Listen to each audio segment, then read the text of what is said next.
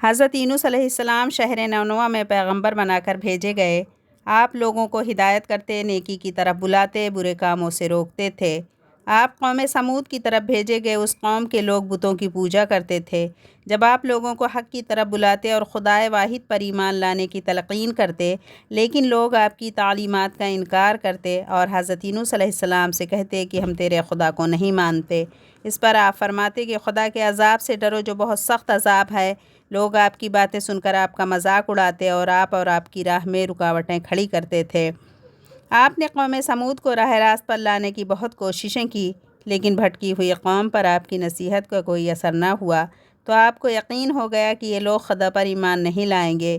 آپ مایوس ہو گئے۔ مایوسی کی حالت میں آپ نے قوم سمود کی تباہی و بربادی کے لیے بددعا کی اور اس سرزمین سے نکل پڑے۔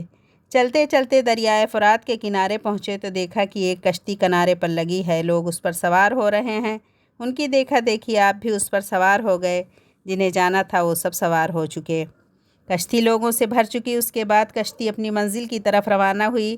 سمندر پرسکون تھا، آسمان بھی صاف تھا، مسافر اطمینان سے بیٹھے ہوئے تھے۔ جب کشتی بیچ سمندر میں پہنچی تو دیکھا کہ آسمان پر سیاہ بادل اٹھ رہے ہیں، پھر ہوائیں چلنے لگیں۔ ہوا اچانک طوفان کی شکل اختیار کر گئی۔ سمندر میں کشتی ڈگمگانے لگی، سمندر کی لہریں اوپر نیچے ہونے لگیں، بارش بھی شروع ہو گئی۔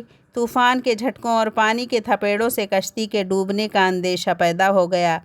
کشتی میں بیٹھے ہوئے مسافروں میں سے ایک نے کہا کہ معلوم ہوتا ہے کہ کشتی میں کوئی ایسا شخص بھی سوار ہے جس سے کوئی بڑی غلطی سرزد ہو گئی ہے۔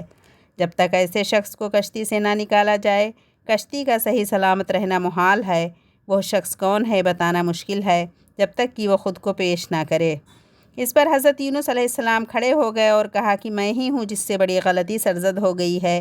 مجھے کشتی سے نکال دیا جائے تو آئی ہوئی مصیبت ٹل سکتی ہے۔ تمام مسافر حضرت یونس علیہ السلام کا منہ تک رہے تھے، جس نے خود ہی سب کے سامنے اپنی غلطی کا اظہار کیا۔ پھر سب نے ایک زبان ہو کر کہا کہ یہ شخص تو فرشتہ صفت انسان معلوم ہوتا ہے، ہم کسی حال میں اسے کشتی سے نہیں نکال سکتے۔ مسافروں میں سے ایک نے تجویز پیش کی کہ قرآن اندازی کی جائے، جس کے نام پرچی نکلے وہی سزا کا مستحق ہوگا، ہم اسے کشتی سے نکال دیں گے۔ چنانچہ قرآن اندازی ڈالا، پرچی میں یونس علیہ السلام کا نام ہی نکلا۔ اس عمل سے لوگوں کو اطمینان نہیں ہوا، پھر قرآن ڈالا گیا تو یونس کا ہی نام نکلا۔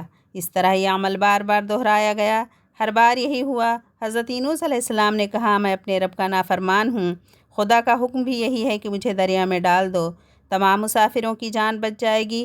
حضرت یونس علیہ السلام نے کشتی کے مسافروں سے اور ملاح سے بار بار کہا کہ وہ کشتی سے چھلانگ لگانے کے لیے تیار ہیں، اس لیے کہ میں نے اللہ کے حکم کا انتظار نہیں کیا۔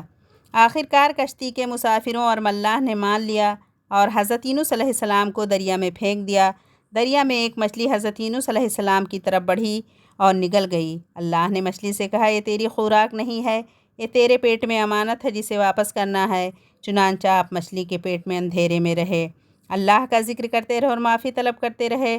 آپ پکار رہے تھے اے اللہ تیرے سوا کوئی عبادت کے لائق نہیں، تو پاک ہے، بلا شبہ میں نے ہی اپنے نفس پر ظلم کیا، میں ظالموں میں سے ہوں۔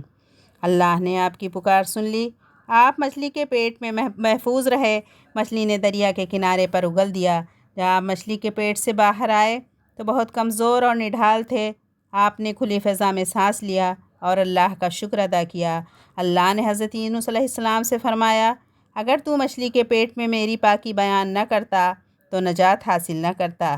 جس جگہ پر مچھلی نے آپ کو اگلا تھا وہاں کوئی درخت نہ تھا، نہ ہی کوئی سایہ تھا، دھوپ ہی دھوپ تھی، گرمی بھی ناقابل برداشت تھی۔ اللہ کے حکم سے وہاں ایک بیلدار پودا اگایا، پودے کی بیل سے سایہ آ گیا، آپ سایہ تلے بیٹھ گئے اور اللہ کا ذکر کرنے لگے۔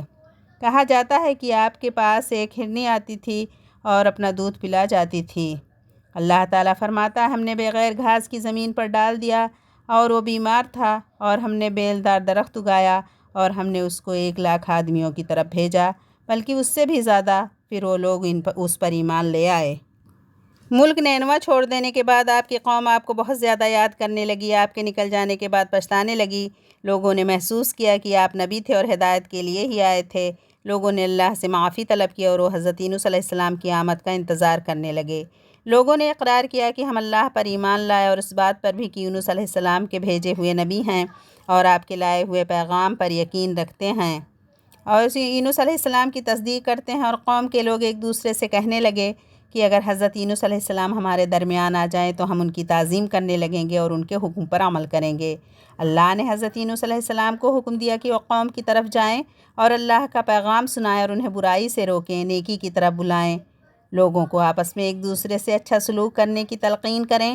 چنانچہ اللہ کے حکم پر جب آپ اپنی قوم کی طرف لوٹ آئے تو قوم نے خوشی و مسرت کا اظہار کیا اور آپ صلی اللہ علیہ السلام کی آمد پر اللہ کا شکر ادا کیا۔ واپس آ کر حضرت یونس علیہ السلام نے تبلیغ شروع کر دی اور ہدایت دینے لگے کہ برے کاموں سے دور رہو، ضرورت مندوں کی مدد کرو، بھوکوں کو کھانا کھلاؤ، ننگوں کو کپڑا پہناؤ، کسی کے ساتھ برا سلوک نہ کرو۔